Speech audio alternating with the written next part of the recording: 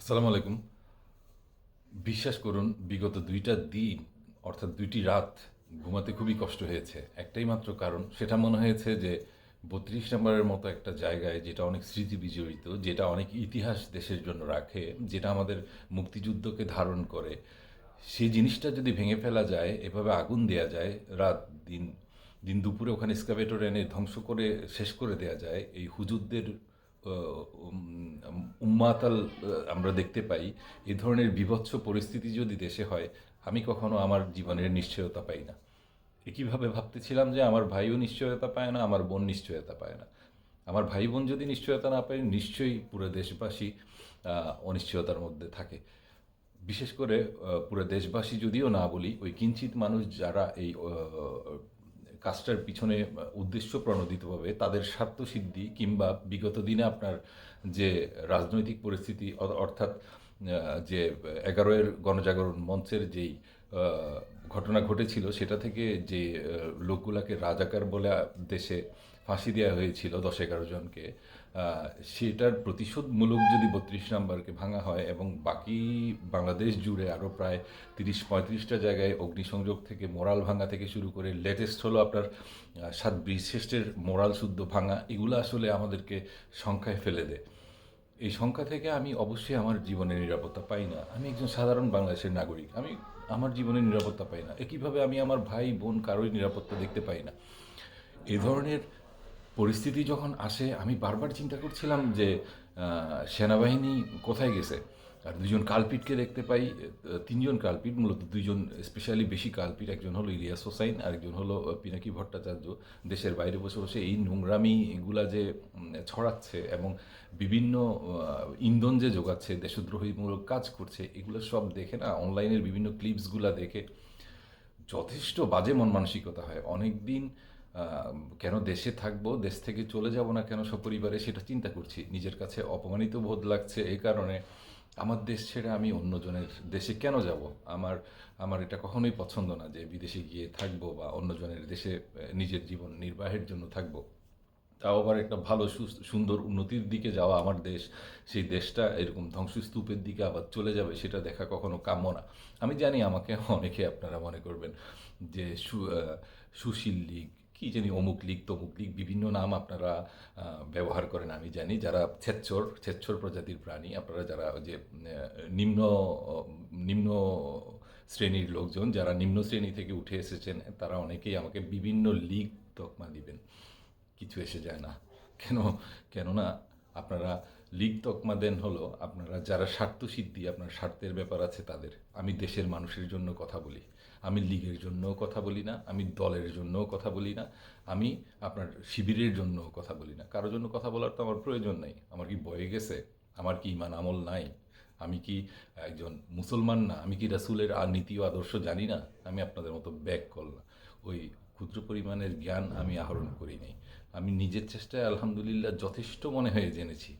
আলেম হতে পারিনি, কিন্তু আমি যথেষ্ট জেনেছি, যথেষ্ট বোঝার চেষ্টা করেছি, জীবনের সঠিক সময়ে সঠিক কাজগুলো করার চেষ্টা করেছি। আমার ভুল ধরা নিয়ে আপনাকে ব্যস্ত হতে হবে না। তবে বাংলাদেশের মতো দেশে আমি আমার জীবনের নিরাপত্তাহীনতায় ভুগছি, সেটা হলো মুখ্য বিষয়। এই ধরনের নিরাপত্তাহীনতায় আমি না, কিন্তু আমার দেশের যে ৮০% মানুষেরও বেশি মানুষ নিরাপত্তাহীনতায় ভুগছে। আমি এদের কথা ভেবে হতবিহ্বল হচ্ছি। আমি যদি সুবিধাবাদী আর আপনাদের সাথে স্রোতের তালে গা ভাসানোর মতো লোকগুলা হতাম, বিন্দুমাত্র আমার কিছু চিন্তায় এসে যেত না। কিন্তু আমার সবার জন্য আজকে খুব দুঃখ হচ্ছে, যারা দেশের 20% লোক আপনারা দেশটাকে ধ্বংসের দিকে নিয়ে যাওয়ার বেশ চেষ্টা করছেন আর কি। সেই আপনাদের জন্য যে ডেভিল হান্ট কর্মসূচি শুরু হয়েছে, গতকাল থেকে ইমপ্লিমেন্ট হওয়া শুরু হবে আর কি। তো আপনারা অনেকেই এখন আসলে গা ঢাকা দিবেন। গা ঢাকা দিলেও কী ব্যবস্থা করতে হয়, এটা সেনাবাহিনী খুব ভালো করেই জানে। এখন যে ভদ্র হয়ে যান আর কি। দেশটাকে নষ্ট করার যে খারাপ ইন্ধনগুলা, যে খারাপ চিন্তা বুকে লালন করছেন আপনারা, আপনারা একটা উদ্দেশ্যবাহী উদ্দেশ্য, নির্দিষ্ট উদ্দেশ্য নিয়ে আপনারা কিন্তু মাঠে নেমেছেন এবং সেই নিধন কর্মসূচি আপনারা চালাচ্ছেন। সো যেটা বলবো, আপনারা যদি ভালো চান, আসলে ভালো ভালো হয়ে যান। এবং কি হচ্ছে এটা আমরা অনেকে ভয়ে প্রকাশ করতে পারছে না, ঠিক আছে? কিন্তু আমরা খুব ভালো করেই জানি আপনারা স্বাধীনতার বিরুদ্ধ শক্তি এখনও পর্যন্ত সোচ্চার আছেন। আপনারা এখনও দেশকে ধ্বংসের কাজ চেষ্টা করছেন। 15ই আগস্ট যেভাবে হয়েছিল আবার দেশে সেইভাবেই হয়েছে। আমি স্বৈরাচারকে কিন্তু আপনার সাপোর্ট দিচ্ছি না, আমি স্বৈরাচারেরও বিরুদ্ধে। আমি চাচ্ছি আপনারা স্বার্থবাদীরা, নোংরা মানুষগুলা আমাদের দেশটাকে পরিচালনা পর্ষদে এসে এত নোংরাভাবে পরিচালিত করবেন না। আমি উপদেষ্টা মহলের প্রেজেন্ট যে উপদেষ্টা মহল এদের প্রতিও খুব লজ্জিত।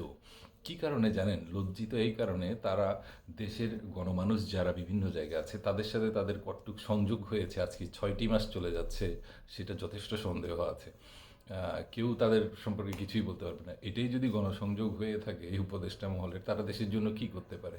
আর এরা সবাই হলো আপনার 95% আপনার রিটায়ার্ড পার্সেন্ট মানে হলো আপনার এক্সপায়ার্ড, বুঝছেন?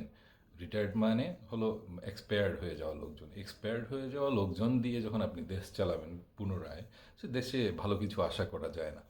হোয়াট এভার ইট ইজ, আমি খুব চিন্তায় ছিলাম যে আমি বারবার আসলে খুব আল্লাহর কাছে প্রার্থনা করছিলাম যে সেনাবাহিনী কেন দেশটাকে একটা নির্দিষ্ট কাঠামোর মধ্যে দিয়ে নিয়ে যাচ্ছে না, যেটা আমরা বিগত ক্লিন হার্ট নামে 2001-এ দেখেছি, যেটা আমরা 2007-8-এ দেখেছি।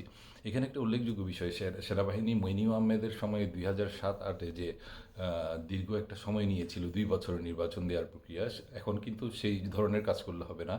সেনাবাহিনী এই যে ডেভিল হান্টের কর্মসূচিটা পালন করার সাথে সাথে ডেভিল হান্ট করতে করতে আপনার এই বছরের মাঝামাঝি পর্যায়ে বা সর্বোচ্চ অগাস্ট মাসের দিকে এর আগেই নির্বাচনটা দিয়ে দেওয়া উচিত, তাহলে দেশে একটা সুশৃঙ্খল পরিস্থিতির দিকে আবার ঢুকতে পারবে। না হয় হলো এই যে সিমটম প্রিভিয়াস ডেজগুলোতে আমাদেরকে এখন দেখালো না, এটা হলো একটা গৃহযুদ্ধের আলামত। অর্থাৎ এই যে ছাত্র জনতা নামে যে ব্যানার ফেস্টুন নিয়ে যে অ্যাটাকটা করা হচ্ছে, সেটাকে ঠেকাতে আসবে জনগণ। তাদের সাথে জনগণের যখন ক্লেশ হওয়া শুরু করবে, এটা ধীরে ধীরে আসলে দেশে ছড়িয়ে পড়বে এবং এটা গৃহযুদ্ধের রূপ নেবে। এখন অবশ্য যা চলছে এটা এক ধরনের গৃহযুদ্ধই বলতে পারেন। তো গৃহযুদ্ধ থামাতে গিয়ে হলো আমাদের দেশে যদি বিদেশের সৈন্য এসে তখন এটা হস্তক্ষেপ করার চেষ্টা করে, সবচেয়ে বড় দুর্ভোগা হয়ে যাব আমরা। সো আসুন সবাই এই একই মতের চিন্তাধারা করার চেষ্টা করি। আমাদের রাজনীতি করার দরকার নেই, আমার রাজনৈতিক দল আপনার অনেক প্ল্যাটফর্ম আছে, কিন্তু এই ঘৃণিত রাজনীতির থেকে আমি দূরে থাকতে চাই। কারণ বাংলাদেশের একটাই সমস্যা, সেটা হলো এতই নোংরা প্রেক্ষাপট তৈরি করে ফেলেছে সবাই মিলে। সবাই শুধু ধান্দাবাজি ছাড়া আর কোনো কিছুই চরিতার্থ করতে জানে না। ভালো যারা চিন্তা করে, একটু যেমন ব্যারিস্টার সুমন, তাকে আওয়ামী লীগের সাথে টেক করে যতই দেয়া হোক না কেন, ব্যারিস্টার সুমন কিন্তু বাংলাদেশের জন্য যথেষ্ট একটু ভালো কাজের একটা নমুনা স্বরূপ ছিল।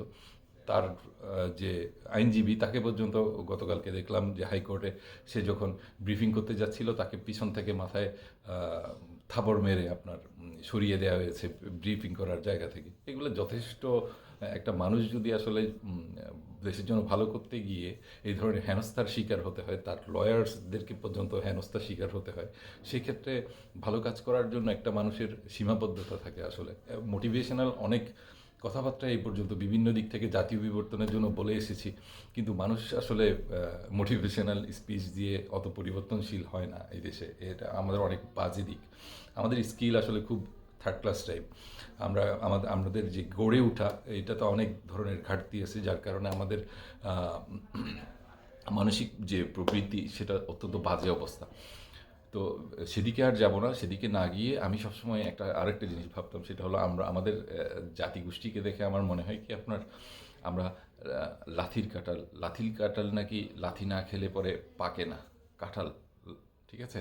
আমরা ওই কাঁঠালের মতোই যে দেখেন ডেভিল হান্ট কর্মসূচি নিয়ে এখন সেনাবাহিনী আসতেছে, যখন সবার পাশায় লাঠি পড়বে সবাই আমরা সোজা চলব। তো এমন আর কি, আমরা শক্তের ভক্ত নরমের জম। আমাদের এই থার্ড ক্লাস মন মানসিকতা থেকে সর্বোপরি উঠে আসা উচিত, না হলে আসলে জাতিগতভাবে আমরা কখনো ভালো করতে পারবো না। আমরা শুধু এই ইন্ডিয়া পাকিস্তান ছোট ছোট চুনোপুটি দেশ, এগুলোর পেছনে ঘুরতে থাকবো। আমরা আমেরিকার সাথে ফাইট করার জন্য কখনো সেই মনোবল বা সেই মনস্তাত্ত্বিক একটা যে অবস্থা, সেটা কখনো গড়ে তুলতে পারবো না নিজের মধ্যে। যেখানে আমরা ছ্যাচ্ছরের মতো আপনার ইন্ডিয়ার পিছনে লেগে থাকতেছি, সারাক্ষণ পাকিস্তানের মতো পিছনে লেগে থাকতেছি, আমাদের স্বপ্ন এমন হবে কেন? আমরা তো ভাববো যে আমরা জার্মানিকে কীভাবে আরও টপকায়ে যাব, আমরা কীভাবে আমেরিকাকে টপকায়ে যাব, সেই ধরনের চিন্তাভাবনা করতে পারলেই আমরা কিন্তু তাদের সমকক্ষ হবো। এখন আপনি যখন এই চুনুপুটি ভারত, পাকিস্তান এই দেশগুলোর মতো চিন্তাভাবনা করবেন, এদের পিছনে লেগে থাকবেন না, আপনার স্কেলটা কখনো হাই হবে না। কারণ এদের সবাইকে কম বেশি দেখা হয়েছে দেশ বিদেশ ঘুরে, এবং বাংলাদেশের এমন কোনো অর্গানাইজেশন নেই যেখানে ইন্ডিয়ানরা স্পেশালি কাজ করে না। প্রত্যেকটা যেখানে মেকানিক্যাল ডিপার্টমেন্ট আছে, বড় বড় ইন্ডাস্ট্রিজগুলো, সব জায়গায় ইন্ডিয়ানদের ছোঁয়া আছে। ডিজাইনিং সেক্টরগুলো সবগুলোতে ছোঁয়া আছে ইন্ডিয়ানদের। সো এই ছোট ছোট ইন্ডিয়া পাকিস্তান এই দেশগুলোর কথা না ভেবে, ওই স্কিলের লেভেলের লোকগুলোর কথা না ভেবে একটু বড়র দিকে তাকানোর চেষ্টা করেন। না হলে হলো আপনিও ছোট, ওই চিন্তাভাবনাও ছোট থেকে যাবে।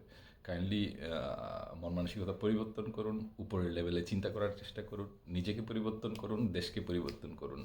নিজে বাঁচুন, দেশকে বাঁচান। ধন্যবাদ।